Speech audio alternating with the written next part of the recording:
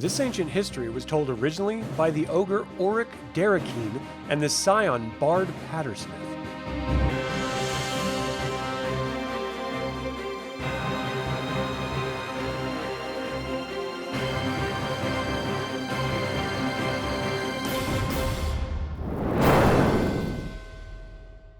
Welcome to another DragonLance Saga episode. My name is Adam, and today I'm going to talk about the All Dragons War. I'd like to take a moment and thank the DL Saga members, and invite you to consider becoming a member by visiting the link in the description below. You can even pick up DragonLance gaming materials using my affiliate links. I'm referencing Wings of Fury, the Dragonlance campaign setting, and Dragons of Krynn source books for this information. If I leave anything out or misspeak, please leave a comment below. There is little to no debate about the creation of dragons by the gods. It was in the Age of Starbirth, after the creation of Krynn, that Paladine and Takhisis guided Reorx in the creation of the 5 rulers of Krynn. They were drawn from the raw elements encased in frames of metal. Takhisis desired to control everything, and corrupted and tarnished the metallic dragons into chromatic shades. Mourning this corruption and the loss of his children, Paladine worked with Reorx to craft monuments to the lost dragons, which were forged from precious and beautiful metals. In his vast sorrow, Paladine breathed life into these monuments as replacements for those which he lost. These 10 mortal dragons claimed the world of Krynn, and these first wyrms were truly mighty beings, equal in size to the Dragon Overlord Malystryx in the Age of Mortals. Paladine's dragons were believed to be his daughters, all female, and Takhisis' dragons were rumored to be her sons, all male save for one. The other mortals of Krynn worshipped these 10 dragons, and they were known as the lords of all the world. But the dragons ruled from separate regions of Ansalon. The High Carolise Mountains in the west was where the fortress of the metallic dragons was located. The golden Aurora lived in the highest peak. The silver Tianaran dwelt within the ice caves of a mile-deep glacier. The bronze Haraneer chose a network of sea caves on the southwestern coast, while the copper Quaracian ranged far to the south. Lastly, the brass Shirinar chose the hot climes of the north. The evil wyrms dwelt in eastern Ansalon in the Calcist mountain range. They were the red Furion, the white Akis, the green Coril, the only female among them, the blue Arcan, and the mighty black Corazus. The first dragons were highly magical beings, being well versed in sorcery from the creation of Krynn.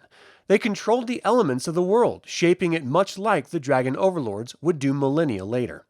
This is rumored to be how the Calcist volcanoes were drawn from the core of the planet in prehistory, and the vast caverns that would become Thorbarden came to be. In her infinite desire to see her sons rule alone over Krynn, Takhisis began to scheme. In the progenitor volcano to the Lords of Doom, atop its highest peak, was Dark Lady Mountain, and atop it was a gate to the Abyss. This allowed the chromatics to fly to their queen in the Abyss and hide their eggs, then return to Krynn. Knowing the metallic dragons' eggs were vulnerable, she sought to destroy them, commanding her chromatics to act. We should note that it was believed that Takhisis and Paladine respectively aided in the creation of these eggs, but the details elude all scholars. With the mandate of their queen, the All Dragons War had begun. The chromatic dragons acted in unison to kill Shirinar, the brass snake, ambushing her with a rainbow pattern which lured her into Red Furion's breath of fire. Next, they discovered Haraneer, the bronze, lolling in the warm surf of the coasts.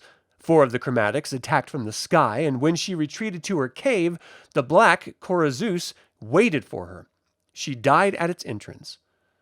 Quaracian, the copper, perished after being goaded into a fight and was subsequently led into an ambush by the white Akis and the green Coril. Akis, the white, then led an attack on Tianaran, the silver.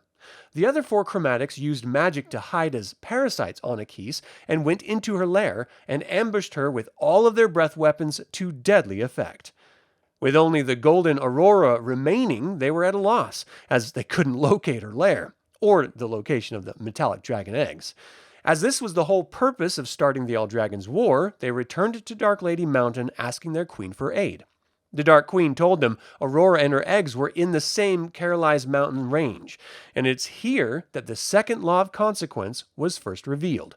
Evil feeds upon itself. With the desire to impress their queen and outshine their chromatic brothers and sister, they campaigned in competition rather than working together.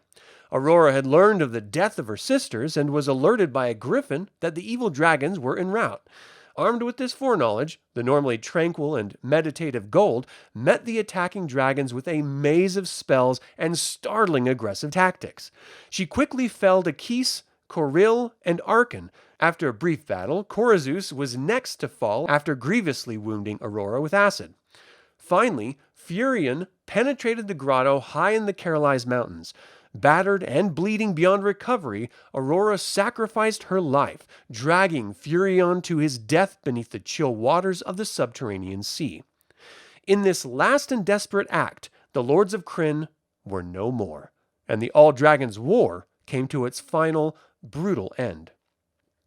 Due to Takhisis' treachery, war broke out between all of the beasts of the world, prompting chaos to threaten to destroy all that the gods had created, a terrifying foreshadowing of what will begin the Age of Mortals some 8 millennia later.